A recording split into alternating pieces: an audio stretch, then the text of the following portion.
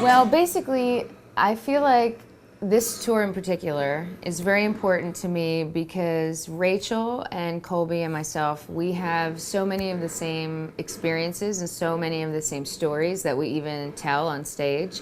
And so I loved the idea of the three of us teaming up to kind of be even more powerful on stage. Like when people leave the venue, I can sense that they're all sort of lifted up and feeling really good about themselves, because a lot of our songs are about self-esteem, and if they're about love, they end up being about, you know, strength. And so what I was hoping is happening, and because we've been on tour now for like 6 weeks together, so I wanted it to be really positive. I realized maybe a couple years ago that my thing is not the gossip, is not, you know, that sort of Hollywood lifestyle, because I don't actually live that. So I'm being so 100% myself. Like I think I'm a little bit nerdy. Like, you know, I love reading books. I love Disney. I love, you know, my family. I love doing really sweet things. And like, I'm not trying to be anybody else. And I think maybe that gets translated to the audience every night. And at the same time, you know, using the platform of performing in front of so many people to show that it's totally okay to be yourself. And like,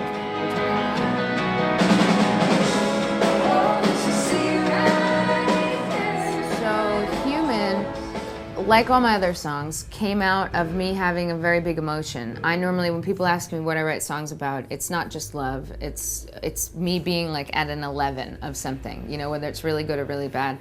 And I remember Human, I had written 39 songs for album 2, and I was so spent, and I was so sort of dark, because I was looking at my songwriting as a job, and it just like felt really, you know, not a great way to look at what I was doing. And everyone was asking for singles, and it's like just sort of that world that I'm in, the pressure of it. And so I remember sitting at a piano, and it was April of 2013, and I was crying. I was just crying, and that's when like I really need to be at an instrument, because I'm really feeling something. And I remember the story that I tell on stage is that I was stuck, and I was looking for something, I didn't know what it was, and it ended up being self-forgiveness.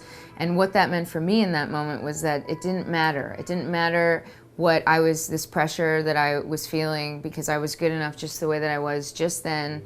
And as soon as I forgave myself for whatever it was that I was holding, you know, over myself, then the song came out. And then the funny story is I didn't think it would even make the album. I thought it was just for me, because that's why I write songs, is to feel better.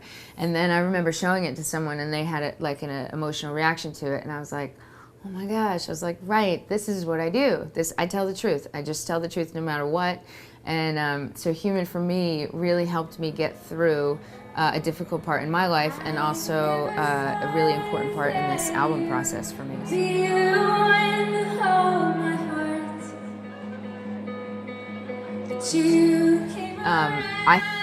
Not on stage. On stage I don't feel lonely, because there are so many people, and they literally open up their hearts the moment I walk on stage. I don't know what happens. Maybe it's because I'm so vulnerable that they become vulnerable, and then that's what I feel. Like I can absolutely feel if people are not open, and then if people are open.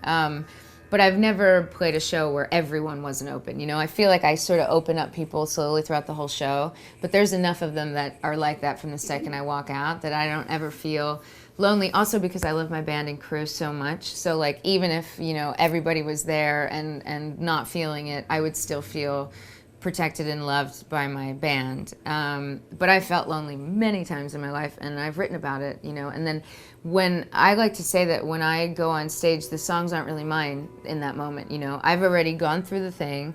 When I recorded the songs, I went through it again, because I have to reopen those wounds to record the song, to be, you know, to have people believe me, you know, that I went through it.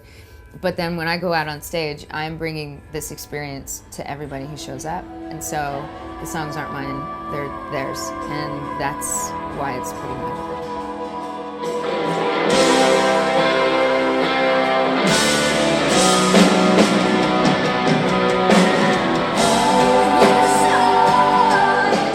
So writing 1,000 Years is one of my favorite things.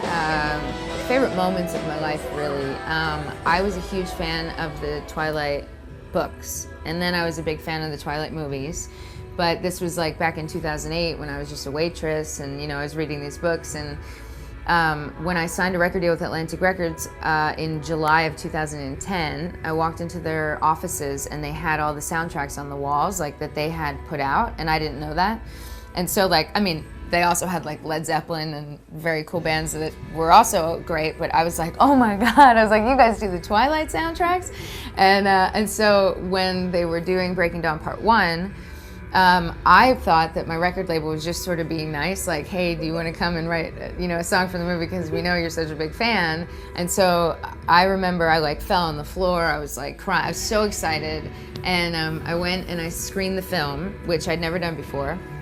And I showed up and it was like all these businessmen with Blackberries, like not watching the film. And then like I'm in the front row and I'm like crying and I'm like, oh, this is the best. And like the movie was so not done yet. They had like men holding wolves, like masks, like the green screen wasn't done. It was so bad, and but I loved it.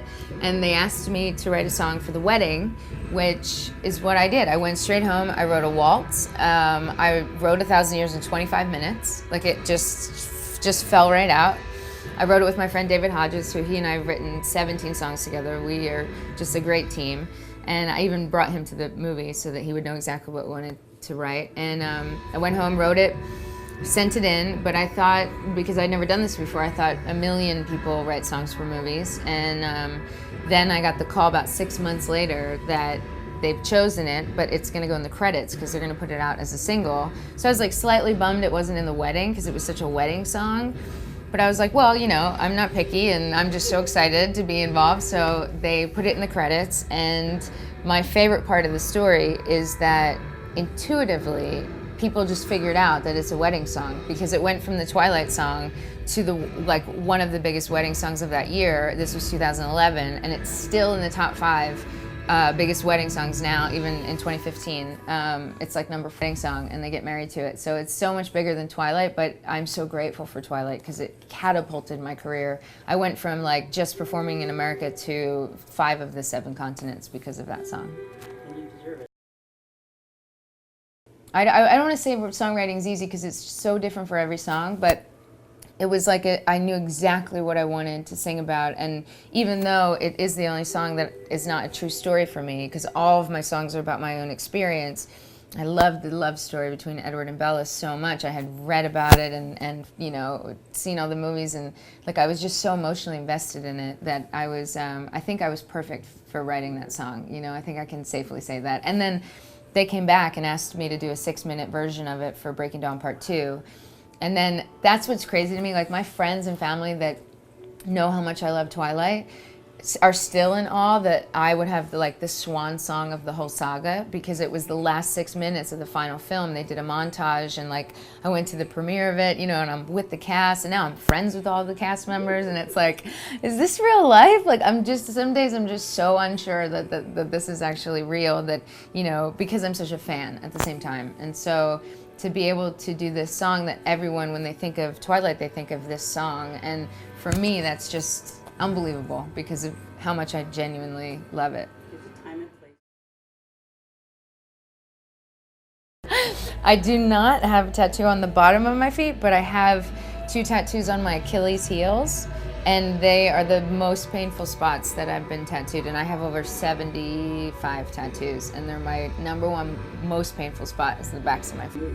No, and like maybe I should, because some are so ridiculous, but I won't. I just they are such like a timeline of my life. Like I started at 15, I'm gonna be 29 next week, and like I can pinpoint moments of my life throughout my body. And it's like I like to tell people, because so many people ask, that I express myself in 3 ways. And one is I talk a lot, because I do, and then the other one is I sing and I write songs, and then the third one is I get tattoos. That's just me. You really kind of like it.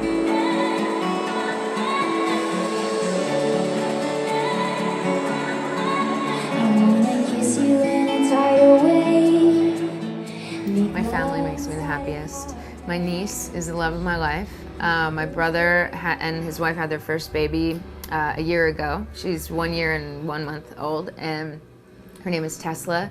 And she is the sweetest thing in the whole world. And I mean, I don't want to sound super cheesy, but I knew I loved my family my whole life, but I've never experienced this type of love before. And she's not even my child. I mean, I love her. I'm her godmother, and I get it. And I can't imagine what it'll be like when I have my own babies because of how much I love her. But it's definitely the biggest and most intense love I've ever felt in my life. And so she makes me the number one happiest.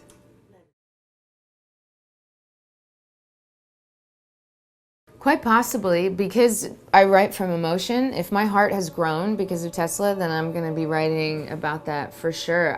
Funny enough too, I'm taking a break after the Ed Sheeran tour. I've been on tour for 5.5 years. I've done 2 albums and 8 singles. I'm super happy about it. It was just the greatest experience of my life so far. But I need to stop for a moment so that I can do a 3rd album. Like album 2 was right away and it made sense. Album 3, it makes more sense for me to just live a little. Otherwise, I'm just going to be writing songs about tour buses and airplanes and hotels, and it's like an April. Although I wouldn't mind writing about April. But yeah, in my band, I need to live a little, and so I'm going to relocate and I'm going to just hang out with Tesla every day. So I'd imagine that there will be some really sweet little love songs coming from that. Yeah. Because I love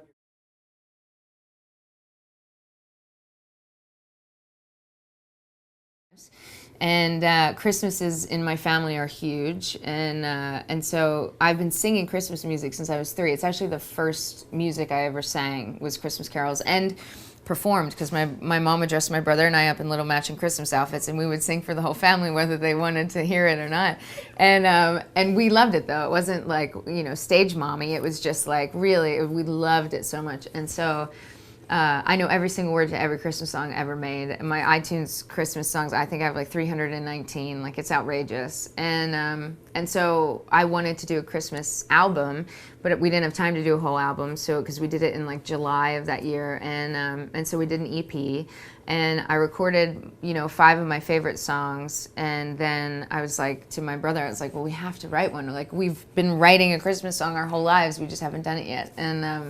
And so we sat down with David Hodges and we wrote something about December, about my mom whistling and like the feeling of Christmas, and the feeling that we get like all through the year when we think about it. It's not just about Christmas and December, even though it's magical, but like for me, when I'm on tour, I'll be in like Asia somewhere in April, and I'll just be so homesick I put on Christmas music. Yeah.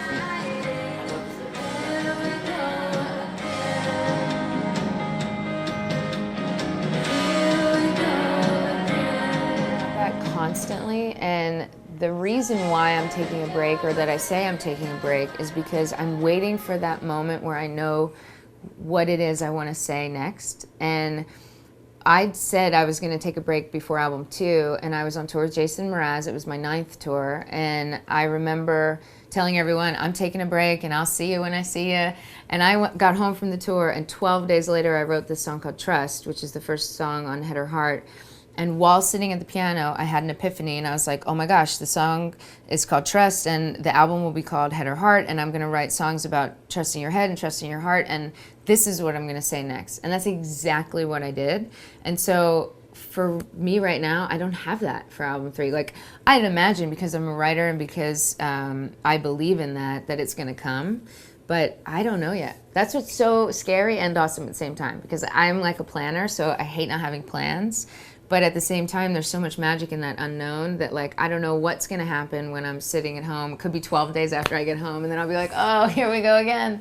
I'm not going to stop it if it comes, but I am going to patiently wait for it, because I don't want to just do another album because it's what I'm supposed to do. Or, the record label, I'm so lucky that they're like, okay, let's do another one. But I don't want to be disingenuous at all, ever. Like, and I feel like I've never been yet, and like, I could easily take songs from other people and just go, on this train, or I like to call it the circus, go back into the circus. But I won't. I won't until there's something absolutely important that I feel like I have to say. And then I believe that'll open up the entire 3rd album. And hopefully it's something I've never said before. it'll be better.